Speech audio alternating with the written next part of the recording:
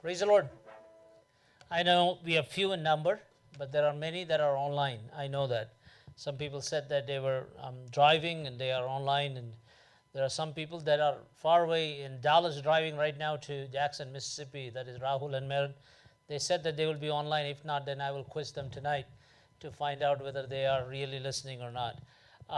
There are other people that could not come tonight, but we know that the presence of God is here. Um, so this night, the reason why these Saturday meetings were brought in back, one, there needs to be gathering and fellowship with all of us that we need to have.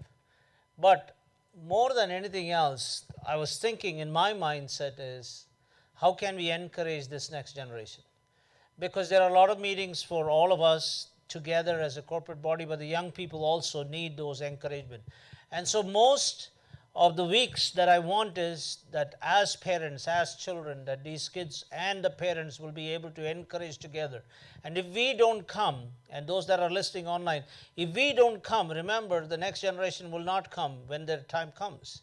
So we have to be encouraged to bring them. Yes, we are all having all these things that we do. That is the reason why I have purposed that only 2 Saturdays a month that we will have meetings, not all 4. So we have enough time with our family also, and family is important, and I understand that. So the things and the messages or whatever activity we do would be to bring the parents and the hearts of the parents and the hearts of the children together, and also to understand who we are in Christ Jesus. So this evening, I am grateful for your presence. Those that could not come, we pray that God will use them as well in their place of influence. So the reason why I chose the subject today, and especially, and I'm grateful to God for all of you young people today. This past week, I was really burdened, and there was really, honestly, my heart was broken with some things that I heard that was happening in our own city.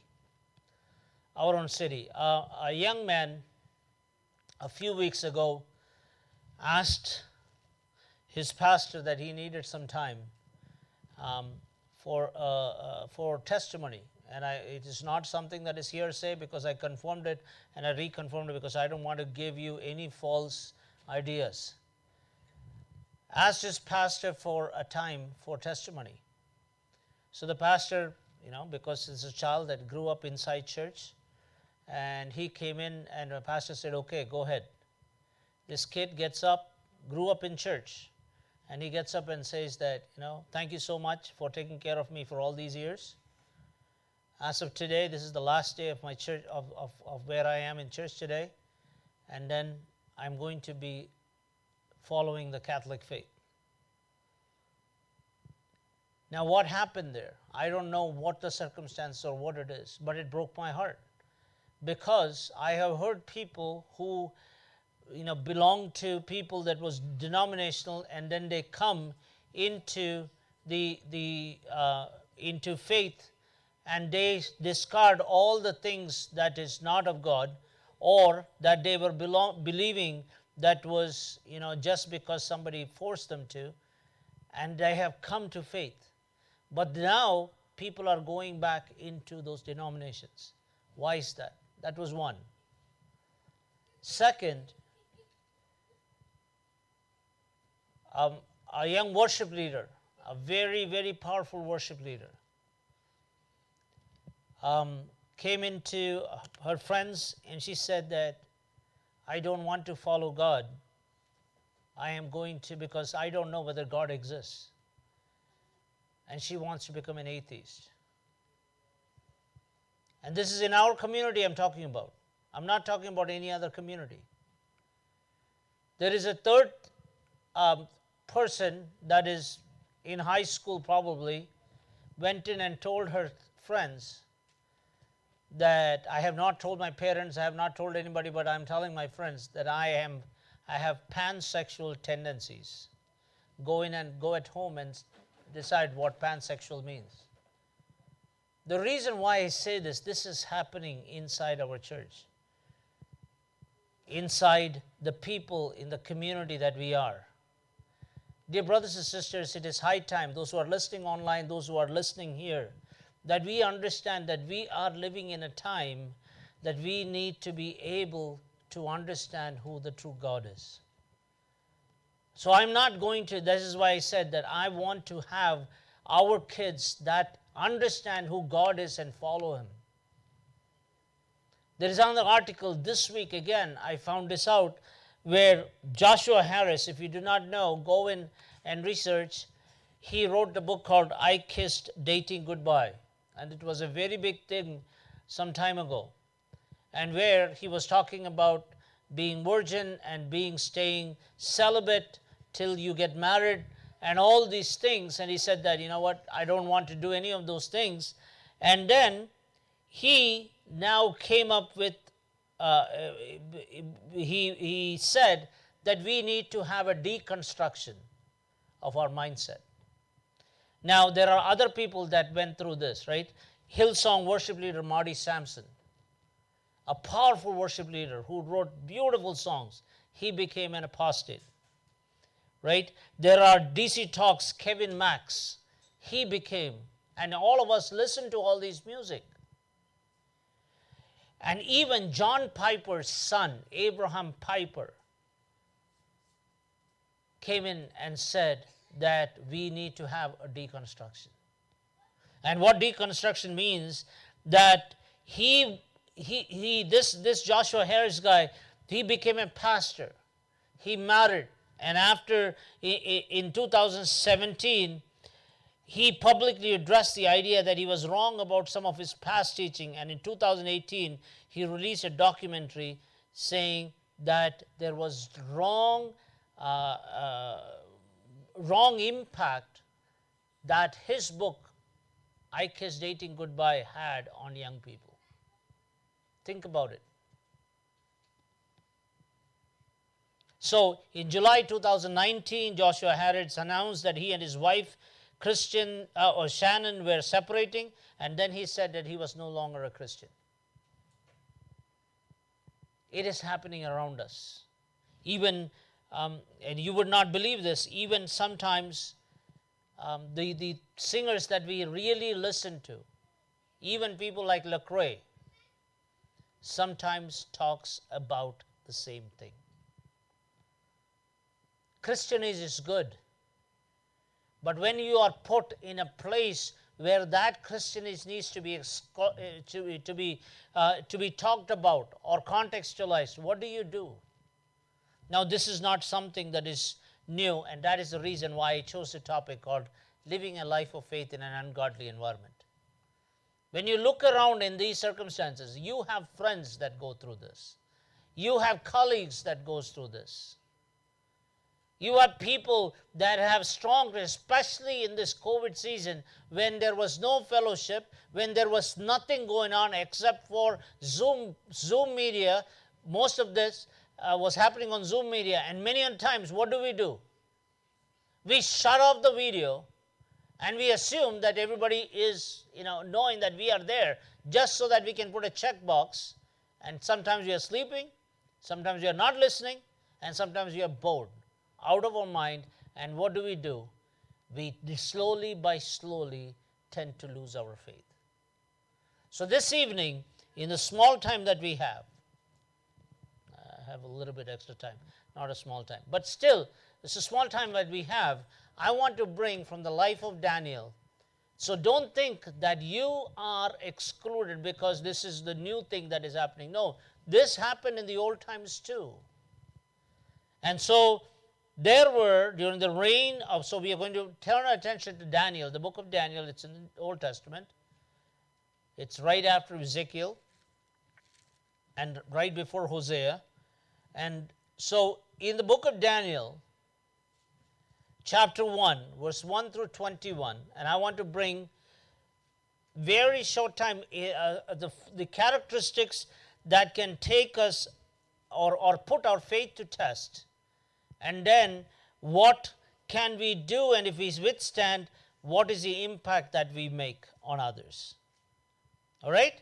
So during the reign of Jehoiakim, the king of Judah, in 605 BC, Nebuchadnezzar, the Babylonian king, attacked Judah and took some smart boys as slaves. And these were 4 boys that is particularly talked about in the context here. And their name was Daniel, Hananiah, Mishael, and Simeon. Who is the 4th one? Daniel. Okay. Number 2, Hananiah, Mishael, and what was the 4th one's name? Azariah. Okay, thank you, Simeon, for so if anybody sleeps and if anybody is not listening, you're going to be picked on. So I want your attention here. Okay, so these 4 boys were taken into. I didn't say that you were sleeping. Okay, you were attentive, but I just wanted to let you know. So so I know Simeon. I am comfortable with him. I can pick on him once in a while. That's the reason why I picked on him. Okay, so the reason why these people were important is their faith was put into test. Their faith was put into test. So, when I start this, the first thing that I went to the 4 challenges that put their test in faith. Number 1, verse 1 and 2. Can somebody read it for me? Somebody read it for me.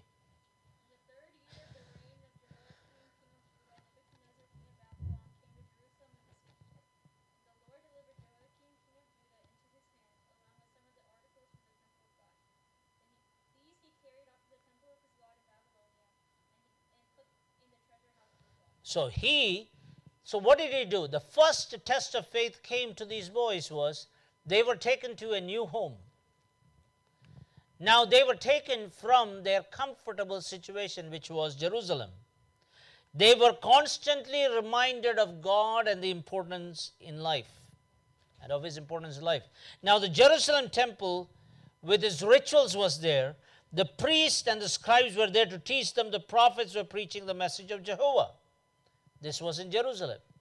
Now they are taken to a new place as slaves. Taken to a new place as slaves. Now, it was easy for them to conform to the things in there. Now, why does this matter to us? Think about it. And I'll take Paula as an example. Paula is taken from Tulsa, Oklahoma, and put in, not as a slave, but put in here into Georgia. New surroundings, new environments. She has some values that God has helped us as parents and her sisters, her grandparents, her friends that have put into her. Now, again, coming into Georgia, there might be things that is not of God when she goes to school and she has other friends that she can get into her. All of you, some of you have just gone to high school. Some of you are going into a new class. Some of you might be going into a new surroundings. You might be put in a new home. For us as Christians, this danger is very real.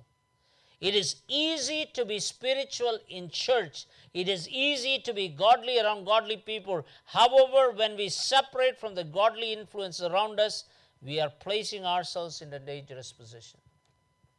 Young people, when you go to school, see, it is you can fool me, you can fool your parents, you can fool anybody by acting spiritual, by saying Christianese things, by saying spiritual stuff, and thinking that everything is okay. But deep inside, who are you when you are placed out of the bubble? So we raised our kids in regular schools. And so some people came and why didn't you send them to Christian schools? And I said, first, they are costly, very costly. But number 2 is, I said, you give them values that they can sustain. And it can happen in Christian schools. And again, going to Christian school is not a bad thing. It's a good thing. If you can afford it, please do. But on the other side, have we given them values that they would be? So today I was having a conversation with the worship leads, and they were saying this to me. You can be acting as a Christian, but your character doesn't show it as Christian. What happens then? When you're put in a new home, in a new environment, what do? It will be put to test. At that time, these people were able to withstand. That was number one. What was the other challenges that they had? Number two, they were given new knowledge. Verse 3 and 4. What does it say? Then the king ordered Ashpenaz, chief of his court officials, to bring in some of the Israelites from the royal family and the nobility, young men without any physical defect, handsome, showing aptitude for every kind of learning, well-informed, quick to understand, qualified to serve in the king's palace. He was to teach them the language and literature of the Babylonians. So these kids were brought up around Jerusalem, right? These kids were taught the Jehovah's way of living, the Jehovah's knowledge, and suddenly they are put into a surroundings with new language, new ways of looking at life. All their lives they have been exposed to Jewish wisdom. Now they are being taught the wisdom of Babylon. Now, in ancient Babylon, there were three languages that was very prominent. The Aramaic, or the Syrian language, which was used by business people. And then there was the Assyrian language, which was historic and legal document language. And the language of literature and language of ritual, Chaldeans language or Akkadian language, Daniel and friends were taught this language. How does this apply to me, you and me? We as Christians face the same challenge in this world. How? We are constantly being exposed to new ways of thinking and are being told that our way of looking at the world through the eyes of God in the Bible is outdated, ancient, and intolerant. There is much pressure being placed on the Christian community to conform to the world's way of thinking. Remember the story I told about Joshua Harris? You know how many followers that he had? He had millions of Twitter followers. He had hundreds of thousands of Facebook friends. So when he comes up and says it, Lecrae, you take Marty Sampson, you take the guy from DC Talk, so many followers, and suddenly they come in and say your way of thinking was wrong. What do? What do these people do? The king assigned them a daily amount of food and wine from the king's table. They were to be trained for 3 years, and after that they were to enter the king's service. These people were given new knowledge for what? To be in the king's palace. So if you are ambitious, you would say that, you know what? I can take all this knowledge and I could be somebody. Let me tell you this, being somebody is good with Christ with you. Being somebody is good with having the understand that you are a follower of God. Being somebody is good if it is not with the presence of God or with Jesus with you, then all that knowledge is gone to waste. Because for the temporal benefit of gaining knowledge for the sake of ascension into possession or into position, what you have done is lost eternity. Is lost eternity. So dear brothers, dear young sisters, dear young brothers, and brothers and sisters, I will tell you, please do not sell yourself by thinking that that knowledge of the world that is not with God is important. With God, everything is important. Number 3, so they were taken to a new home. They were given new knowledge.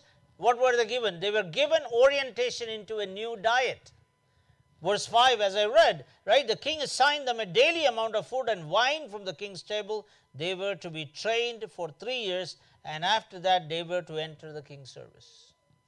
So now you are given a new diet. All their lives they had lived with dietary laws. See, Jewish culture, you could not eat everything and anything. When you want, how you want it. In the New Testament, we have this privilege because whatever God has blessed, you can eat it, but don't conform yourself to the world thinking that everything is okay. Here, what happened is most likely this food that they were being fed was unclean by Jewish standard, and most of the meat had probably been sacrificed to idols. So was eating food the bad thing? No. But when you try to come in and mix spirituality with worldliness, and worldliness will creep into your life, be careful. We are faced with choices that run contrary to what God has purposed for us. So when our parents, our chechis, our achajans, they come in and say that this is wrong, that is not so that they are angry at you. It is so that you would become true children of God, running for the cause of the kingdom. See, we are confronted with choices to do or not to do. See, peer pressure is something that everybody says, oh, we have peer pressure, we have peer pressure. What is peer pressure? Somebody forcing you to do something. Now, my question is, if you have peer pressure, where is your God pressure with you? What happened to that? So that means you need to come back to basics and know who you believe. So just because you come to church, just because you do Christian things doesn't make you a Christian. What makes you a Christian is the walk with Him. Is the walk with Him. Today a few of our brothers were at my home, and we were saying that people can prophesy, people can do a lot of things, and people can, talk a lot of stuff. But what happens when your walk doesn't match the talk? By the way, that is Gleason, that is Hannah, and that is Daniel. And there is Sister Jenu. They are from Canada. Make sure they are made welcome. They are no more Canadians, they are Americans. Okay? So make sure that you make them welcome before you leave. Especially young people, make sure Hannah and Daniel knows that you love them. Okay? Even though you have met them for the first time. So, what happens? So you are in this world, but not of this world. That doesn't mean that you become a hermit. But you live a life that is pleasing unto you. The choices I make in life can either build me up or tear me down. So we need to be constantly in guard for what we take into our lives. That was a new diet. Now, you can say that you eat all good stuff. But what is the diet that you are intaking when you are watching? Maybe it is on TV. Maybe it is on the texting. Maybe it is on WhatsApp. Maybe it is on Facebook. Maybe it is on Instagram. Maybe it is on Snapchat. Maybe it is on TikTok. Don't think that I don't know any of these things. What are you watching? That is a diet that you are getting for your soul. What you watch is what you're absorbing in it. So these 4 kids, that was 16, 17 years old. These people were taken to a new home. They knew who they were. They were taken and given new knowledge. They knew who they were. When they were given orientation into a new diet, they knew who they were. The 4th thing that they were given was new names. Verse 6 and 7. Somebody read it for me. Young people, I hope you are reading your Bible. Mm-hmm. Daniel, Hananiah, Mishael, and Azariah. The chief official gave them new names to Daniel, the name Belteshazzar, Hananiah, Shadrach, and Mishael, Meshach, and to Azariah, Abednego. Thank you. So, what was the original names? Daniel, Hananiah, Mishael, and Azariah. And now what is the new name? Belteshazzar, Hananiah, to Shadrach, Meshach, and Abednego. Now, do you know the meaning of their names? Daniel meant God is my judge. Hananiah means God is gracious. Mishael means God is without equal. Azariah means the Lord is my helper. You know what they changed their name to? Belteshazzar, which means Bel will protect, which is an idol god. Hananiah became Shadrach, which means inspiration of the sun. They worship sun god. Mishael became Meshach, which means belonging to Aku. Aku was again another idol. Azariah became Abednego, which means servant of Nego, again an idol king or idol god. So Nebuchadnezzar's goal was to change their identity, hopefully their way of thinking. Even though their names were changed, remember what these kids did? They kept their character intact. I was just talking to some people and I said this. You know, we have amazing, gifted, talented kids in our community, in our churches, in our places where we live. You all are so amazingly talented, so amazingly talented. And I wish that all of you, I could play drums like Timothy. I wish I could sing like all of you, right? I wish I could play like Jessica or Simeon or Kenny or any one of you. I can't. But I will tell you this and keep it in your heart. Your talent can only take you where your character can sustain you. You can be the most amazing talented person, but your character cannot keep up with you. That means your talent is a waste for the kingdom of God. Character is more important. That is what these kids do. When they were given a new home, they never forgot Jerusalem, the place that they came from. When they were given new knowledge, we said that our knowledge of Jehovah is more important than anything else. When they were oriented into a new diet and they said that, feed us, basic foods. We don't need any of your foods. And just test us. And when they were given new names, they followed it just for the sake, but they never forgotten their identity and their character. So, when these people made those choices, what can we become? That's what I'm going to explain, and I'm going to end there. There are 3 characters of personal faith from the life of Daniel. And if we have that, let me tell you, if you behave the way that these kids behave, no matter where you are placed, you would have a personal faith story that others can take and look at it. Number 1, my personal faith will have an influence on my friends. That is the inner circle. Verse 7 and 8, look at it. When their names were given, the chief official gave them new names. Daniel named Belteshazzar, to Hananiah, Shadrach, Mishael, Meshach, and to Azariah, Abednego. But Daniel resolved not to defile himself with the royal food and wine, and he asked the chief official for permission not to defile himself this way. Verse 9, God has caused the official to show favor and sympathy to Daniel. The official told Daniel, I am afraid of my lord the king, who has assigned you food and drink. Why should he see you looking worse than the other young men you raised? The king would then have my head because of you. Daniel then said to the guard who was appointed over Daniel, Hananiah, Mishael, and Azariah, please test your servant for 10 days. Give us nothing but vegetables to eat and water to drink. Then compare our appearances with that of the young men who eat the royal food, and treat your servants in accordance with what you see. So he argued to this and tested them for 10 days. So what happened? That thing that they said that we are going to stand by what we believe in had an effect on the official.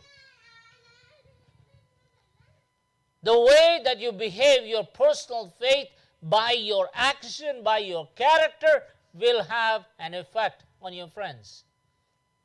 Remember I talked about peer pressure?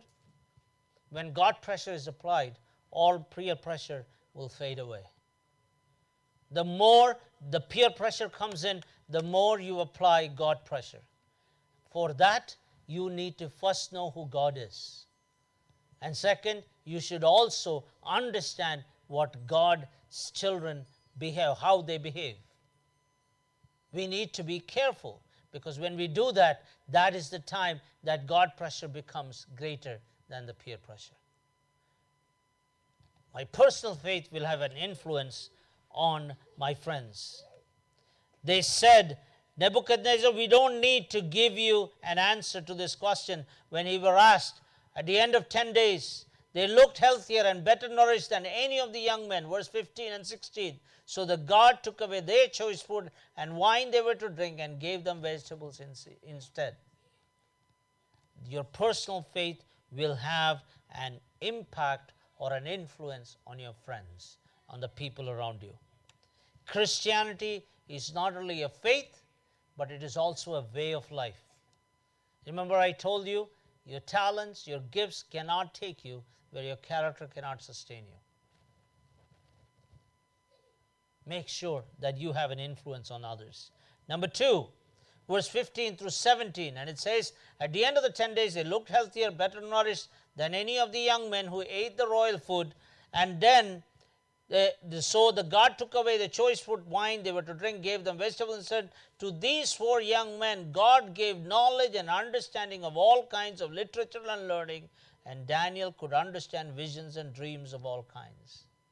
Not only your personal faith will have influence on your friends, but your personal faith will affect me personally or you personally. What happened? Their personal faith.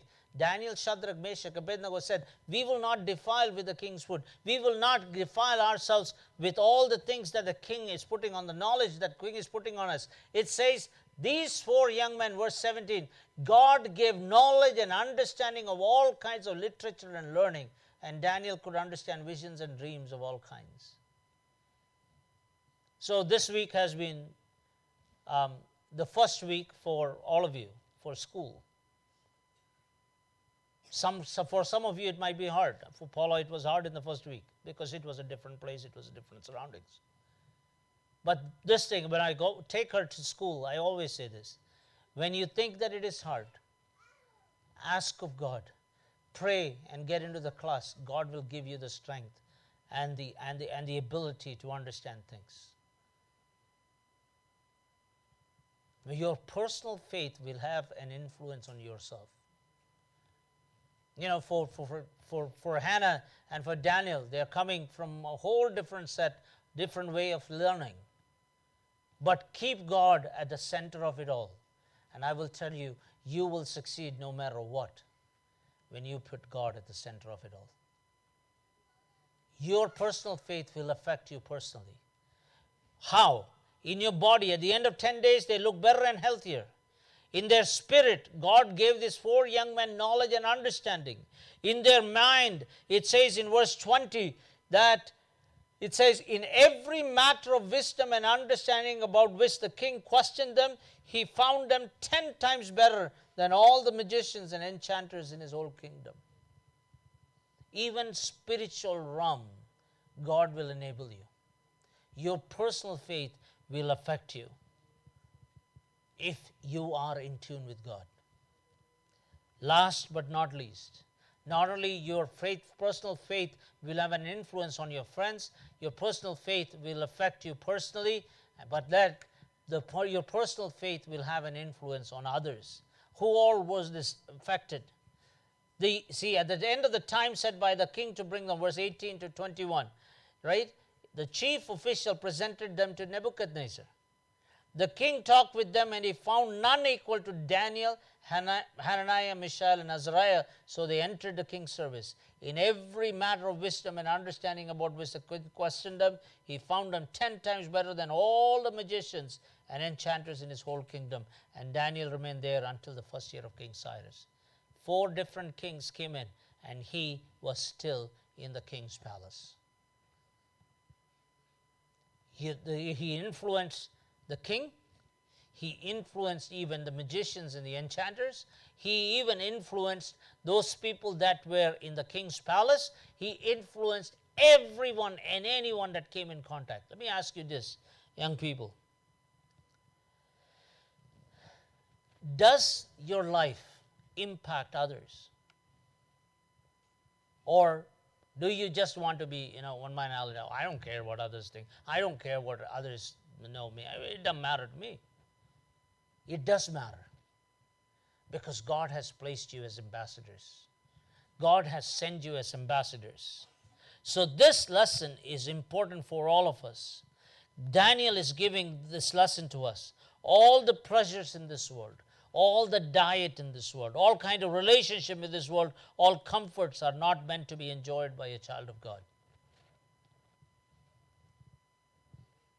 I'm a child of God. Why can't I enjoy everything that is out there? No. There are some places that you can go, some things you can see. See, in my spare time, I watch these, whether it be Pentecostal or Jacobite or Catholic, some priests come up with some good things that you can see. So there is an Achan called Father Jacob Manyali. I don't know whether some of you might have listened. So he says that while he was studying at seminary, he, along with two friends, went for a walk in the Kochi Marine Drive on a Sunday evening. He says, seeing three young seminary students with cassock and Marine Drive, there people began to make fun of them. They felt very shamed and sad. While they returned to seminary, they explained to seminary principal what had happened, how shameful they felt. That time the seminary principal asked them, why have you been there? They said, just to feel the breeze of the beach. Then the seminary principal said, all breezes are not meant to be felt by us.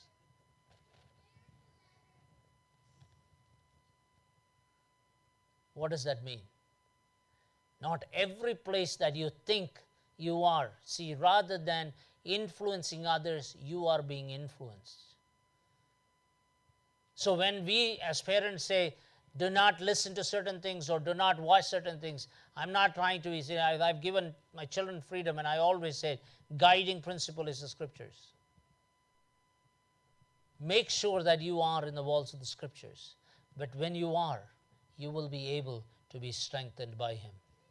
Who are you going to be influenced by, and who are you going to influence? Think about it. This is a question that I want to ask you. So there is, so I want to end this with a video that I want to show you. And this is a story of, I don't know, many of you were never born by that time. There is something that happened, and then September 11th is coming. There is something called 9/11 that happened. That is 9/11, 2001. The World Trade Center was attacked, and it was destroyed, two of the towers. And one of the person that was in there, it was a Malayali named Sujo John. He lives in Dallas, Texas now. He was born and raised in a city of 18 million people in Calcutta. And he was born in a middle-class family. He was blessed to have a grandmother that instilled spiritual values at an early age. He saw so much suffering around him and never failed to express gratitude to God for providing for him and his family. But then, this all changed when his younger sister died to leukemia in 1993. She was 9 and he was 7. It was an experience he remembers as painful, and it was something that questioned his relationship with God. He was rebellious, he had anger towards God, and he began to hate God. But at age 15, he encountered an American missionary called Mark Buntain. And if you have gone to Calcutta, Assemblies of one of the largest Assemblies of Church in the eastern part of India is Mark Buntain. Everybody knows that church as Mark Buntain's church. It is an Assemblies of God church. And he prayed and prophesied into his life that he will impact millions someday, and he wondered how it was. Can you play that video? Listen to this.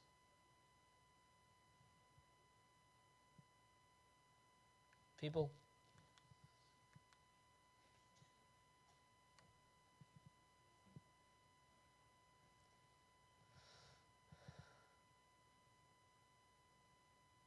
Yeah, I just have to duck further.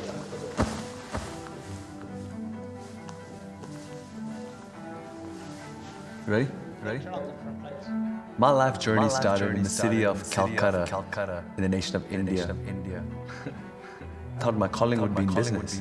So I ended up with a bachelor's in business, an MBA in business. I meet this young girl, fall in love, get married in January of 2000. And in February of 2001, I pack up my bags and leave Calcutta, India for a new life in America.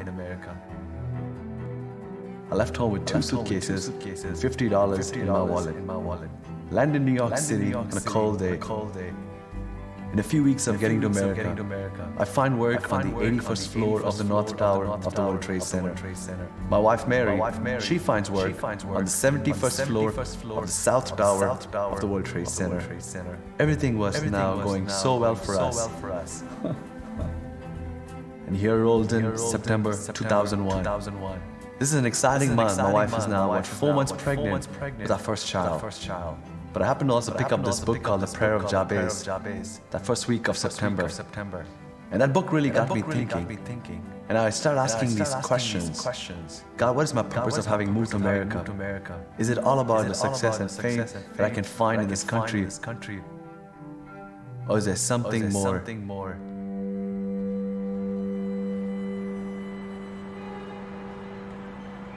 It is the most beautiful, clear day on the East Coast. I'm on the 81st floor of the North Tower. I sent out an email to someone that would go to my church saying, something's happening to me this morning. I know there's a call of God upon my life.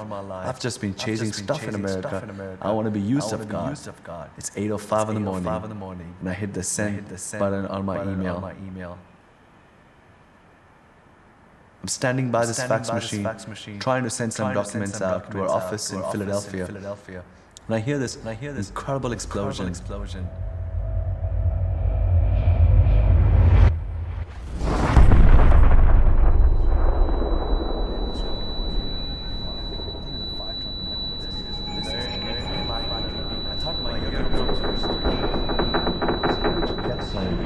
Had now come crashing into our tower. What followed was the building started shaking violently. Walls began to cave down. I started seeing things fall all around us. Jet fuel by then had made its way down onto our floor. Fire breaks out all around us. So we start fighting our way through the fire, make our way onto that stairwell. Thousands of people now joining us onto that stairwell. The fear of death written on the face of everyone. We hear another explosion. This is the second plane crashing into the second tower. I'm trying to reach my wife. I'm trying to reach her through my cell phone. I borrow the phones of all the people that are with me, but cell phones just wouldn't work. And I'm saying, God, if this building is going to go down with us, I'm never going to see my wife again. I'm never going to see the child she's carrying. I get to this level which is called the plaza. But now this place of life, this place of just exuberance where life would be celebrated, has now been turned into a place of death, a place of destruction, as I see hundreds of bodies of people that jumped out of those buildings, people who were in those planes. I started walking towards the South Tower. Had no idea what was about to happen. 15-20 feet away from this building, when I suddenly realized that the ground that I'm standing on, the ground around me is shaking. I felt like I was being sucked into some kind of vacuum that was being created around me. I hear another incredible roar. Thought it was a bomb, but this is not a bomb. The building at approach, the South Tower, was finally imploding and going down.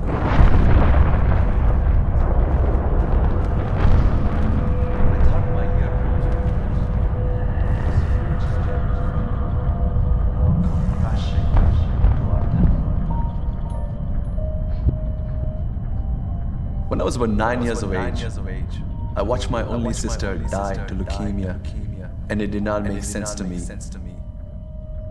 If there is a loving God, if there is a God who is interested and involved in the affairs of men, then why is there death? Why is there suffering?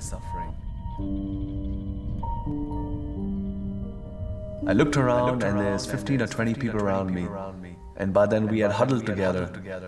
And now this thought comes to my mind. These people that are with you, where are they going without Jesus? And till that moment in my life, I was a closet Christian. I would never be very vocal or verbal about my faith. But facing death, I feel this boldness to speak up for Jesus.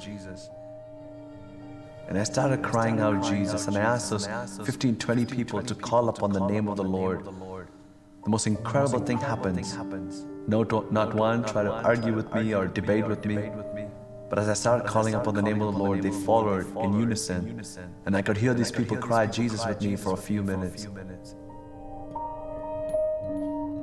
After about 20 minutes, I'm surprised that I'm still alive. I'm plastered with soot and glass. I could not breathe. The soot and the ash was getting into my lungs.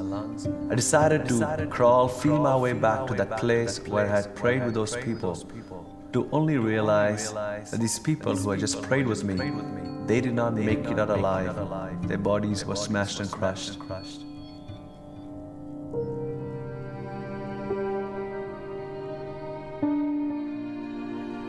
Said God, they just call upon your name, and how come they not make it? But I felt the Lord saying, Sujo, they made their peace with me in their dying moments, and they're resting with me in my presence.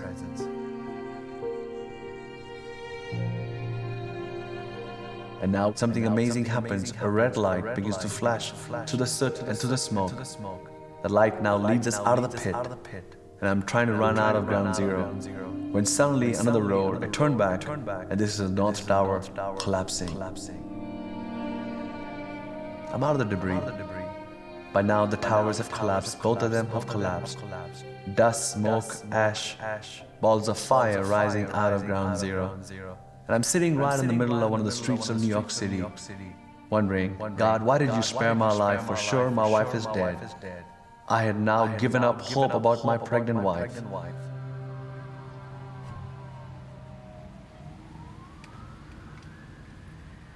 I felt impressed I should walk into a store that was right across to me. A young girl from the store comes out, pulls me in. She started removing glass from my hair and she says, let me call your family for you. I told her what I thought had happened to my wife. She takes my cell phone. And as she's trying to pull some numbers out of my cell phone rings for the very first time that day in that girl's hand. She hands me back the phone. I flip my phone, I see my wife's caller ID. And I'm thinking it's someone else calling me with the news that your wife is dead. So I picked up that call with a lot of fear, thinking that would be the worst news of my life. But when I said hello, it's my wife on the other side. Her life was spared.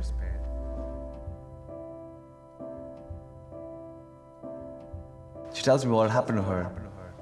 She wanted to go to work early that day, but that morning she was late to work. And now we meet each other late that day.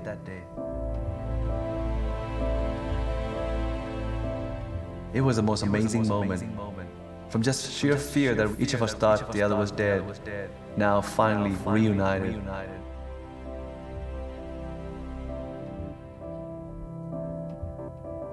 That night I said, God, I am done chasing things that's been on my heart. I've been chasing success, fame, financial security. But from now on, I want to be chasing that which is in your heart. And I'm convinced that all that's in your heart is people. People from all over the world. Many of them who have never heard your name even once. So God, I want to be a proclaimer of the good news of Jesus Christ. I want to redeem my time. So God, here's a surrendered life. Would you rewrite the story of my life?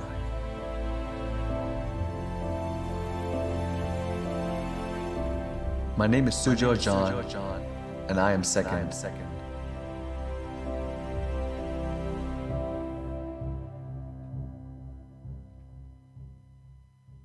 Put that screen back again.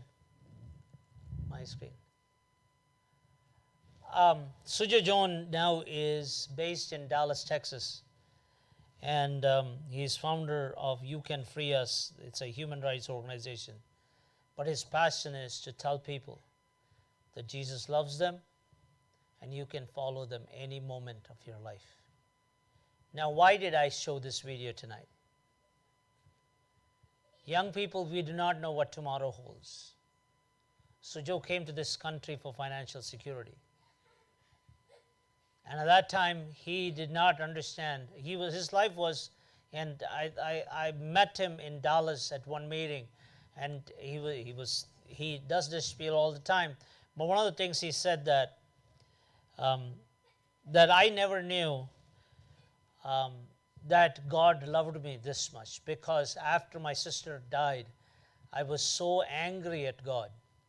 But when that prophecy came from Mark Buntain, I thought that, you know what, he's just a man who just prophesied and that's it.